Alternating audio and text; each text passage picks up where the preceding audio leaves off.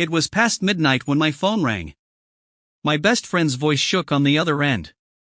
"Please, you have to come. I don't have much time." Those were his last words to me. By the time I reached his apartment, he was gone. And within hours, the police weren't treating me like a friend in shock. They were treating me like a suspect. My name is Daniel. And for 20 years, Mark had been my best friend. We grew up together. Same schools, same trouble.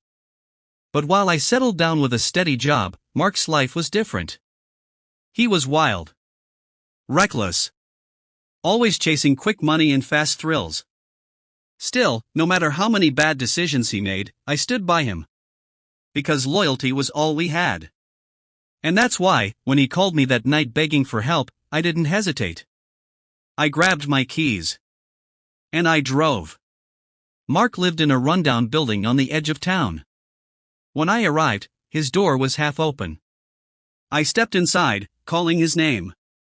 Silence. Then I saw it, the living room overturned, furniture smashed. And in the middle of the chaos, a knife, lying in a pool of blood. My stomach flipped. Before I could process, red and blue lights flashed outside the window. Police sirens. 2 officers stormed in. Guns raised. "Drop your hands. Step away from the knife." I froze, my heart pounding. This isn't what it looks like. I just got here. But they weren't listening. They cuffed me. Dragged me out. And in front of the whole neighborhood, they read me my rights. Me. A loyal friend, just trying to help. Now a suspect in a crime I didn't commit. At the station, the nightmare got worse. Detectives questioned me for hours. Where had I been? Why did I rush there? And then they dropped the bomb. Mark's body had been found in a nearby alley. Stabbed. The blood on the knife matched his. And the fingerprints? Mine. I felt the walls closing in. This doesn't make sense. He called me. He begged for help. The detective leaned forward. Funny. Because phone records show no call was made from Mark's number to yours. I was stunned. Was I losing my mind? Had I imagined it? But deep down, I knew the truth. Someone had set me up. I thought of all the shady deals Mark had been mixed up in. The debts. The enemies.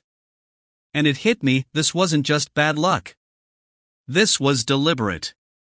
And I was the fall guy. Days turned into weeks as I sat behind bars waiting for trial.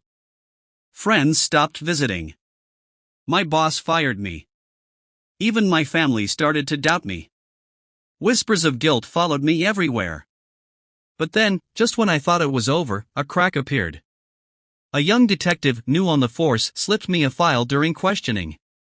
Inside was surveillance footage. The timestamp? 10 minutes before I arrived that night. It showed a man in a hoodie leaving Mark's building, carrying something wrapped in cloth. Not me. Someone else. The detective whispered. I don't think you did this. But proving it won't be easy. It was the first glimmer of hope I'd had since the call. Months later, the truth finally came out.